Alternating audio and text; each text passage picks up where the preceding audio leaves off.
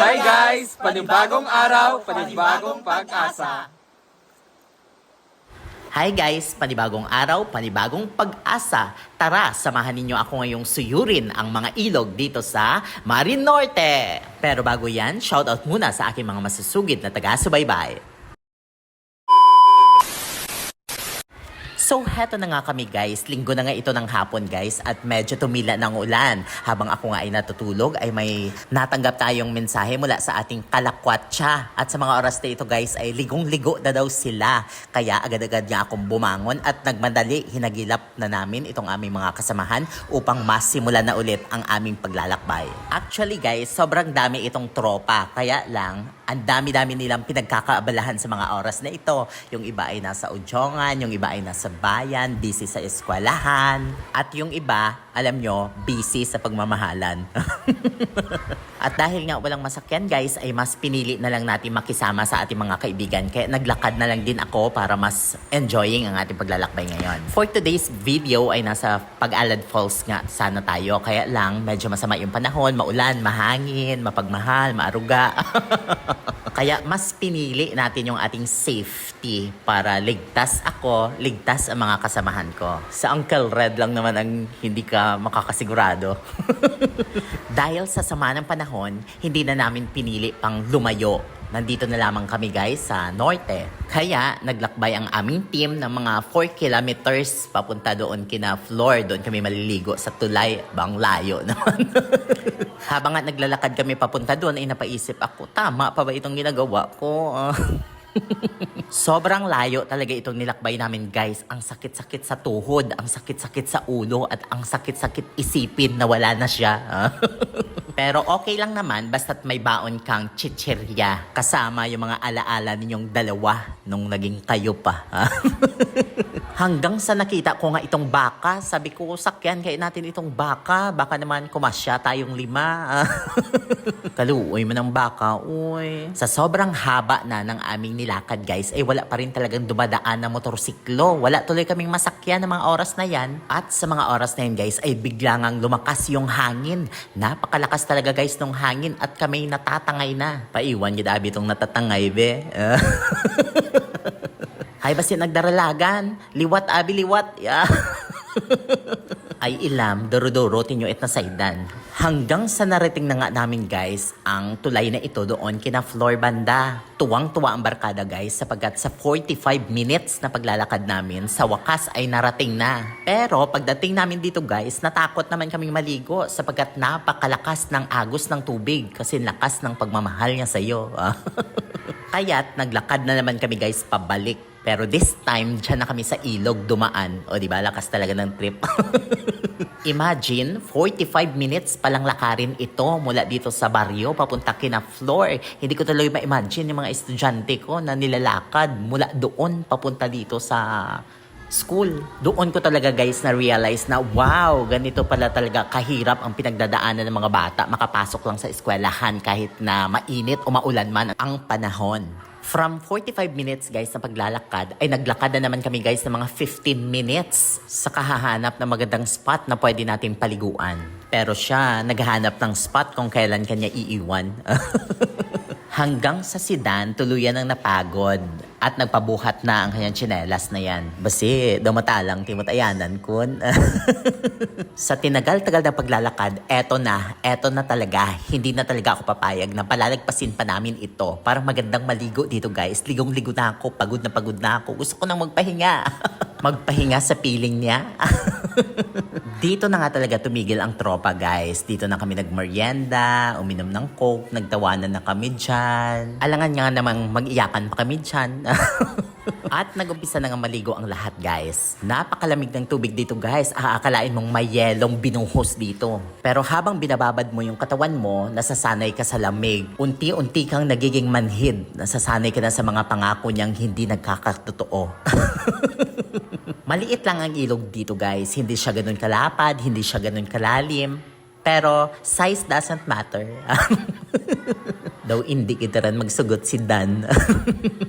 Enjoying ding maligo sa bahaging ito guys ng ilog. Kaya lang hindi ka dito makakatalon sapagkat kung akala mo na malalim yan, pagkatalon mo, naku, biyak ang ano mo dyan. ulo.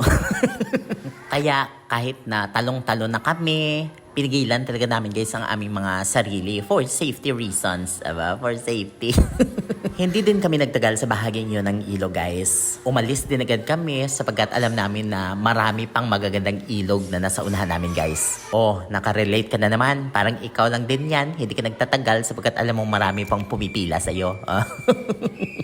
So itong view nakikita nyo guys ay nasa bandang kina Uncle Victor na yan guys dito sa kanilang baba. Ang ganda-ganda pala ng view dito guys. At bago ka makatawid dito nga guys ay kailangan mong dumaan dito sa napaka-authentic na tulay. Mas magandang dumaan sa tulay na ito guys sapagkat safe ka dito. Wala dito malalaking bato, hindi ka dito matitisod. So kahit pumikit ka dito guys, safe na safe ka. At pagkatapos nyan guys, kailangan mo ding sagutin ang tanong na ibibigay sa'yo ng kambing na ito. Pag hindi mo nasagot, balik ka na naman doon sa tulay. After mga 10 minutes nga guys ng aming paglalakbay ay narating na ulit namin itong isa pang ilog guys. Napakaganda talaga dito guys maligo, napakagandang magpadulas, napakalinis guys ang tubig. Lilinisin ito hindi lang ang katawan mo, kundi pati ang isip mo na walang ibang laman kundi siya. Napakasarap din guys na tumalon dito. Mababaw lang yung tatalunan mo para pag nahulog ka hindi masyadong masakit. Hanggang sa nagsawa na nga kaming tumalon guys, kaya nag-TikTok na lang kami. Ito yung trending na sayaw na iwol-iwol. Ay ilang pa, duro-duroit na baduan. Hanggang sa naisipan ng grupo na maglagsana na lang kami guys. Ito talaga yung laro na nilalaro namin nung kami mga bata pa. At ngayon na kami mga matatanda na. Gusto naming balikan yung mga ganitong uri ng laro. Pero ikaw, wala kang ibang gustong balikan kundi yung feelings mo sa kanya. Kahit pa na sa laro nyo, ikaw lang yung laging naghahabol sa kanya. Nakakapagod yun, hindi ba? Pero tuwang-tuwa ka pa. Nakakapagod ang maghabol, nakakapagod ang abutin siya, nakakasawa. Tama na ang habulan ito. Pero si Dan-o, ayaw paawat. Masaya-masaya talaga siyang hinahabol siya. At masaya talaga siyang naghahabol siya. Habang sa natagpuan na lamang namin ang aming mga sariling pagod na. Mansigduhong ang mga malay. Dahil medyo hapon na, umalis na nga kami guys doon sa aming pwesto at naghanap ulit kami ng aming mapupuntahan. Medyo ginutom nga ulit kami kaya nagmeryenda na naman. Hanggang sa bumungad sa amin ang kakaibang lagusang ito.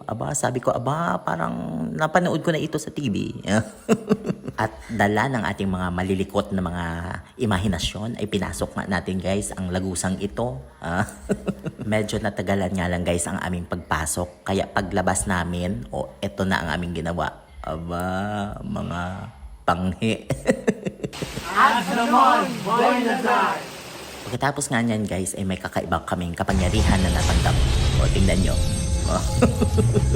Hanggang sa inabutan na nga kami guys ng napakalakas na ulan. Sa sobrang tindi guys ng ulan ay kumukulog na nga guys at kumikidlat pero pasayaw-sayaw pa kami dyan. Pero yung isa naming kasamahan kami iniwan. Ayan siya nakatago sa puno.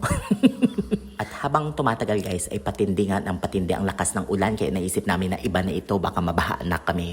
Kaya't nag-decide na kami umuwi na lang. Medyo mahaba pa itong ilog na aming tinawid guys. Medyo mahaba pa yung lakbayin na aming tatahakin. Ay very enjoying naman. Hindi naman siya mahirap unawain. Hindi naman siya mahirap mahalin. Ay kasi sumakses ka eh. Di ba Bri? Sumakses ka? Buti na itago mo agad ang hiyas ng silangan. Dahil kung hindi, baka pinag-agawan. At sa hinaba-haba ng aming paglalakbay pabalik sa aming pinagmulan guys, ay nakalabas na nga kami dito sa Lagusan. At sa mga oras na ito ay ramdam na ramdam ko na nga guys yung pananakit ng aking mga paa, pananakit ng aking kalamnan, pati ng aking tiyan. Pero kahit na gano'n ang aking pinagdaanan ay okay lang. Basta't ang mahalaga, sumaya naman ang puso. Di ba Dan? Sa kabuuan guys, ang ating trip na ito kasama ng barkada ay sobrang napakasaya guys na hindi natin malilimutan. Sana sa susunod natin ng mga paglalakbay ay makasama natin ang ating mga tropang wala sa araw na ito. Yun lamang guys. God bless everyone.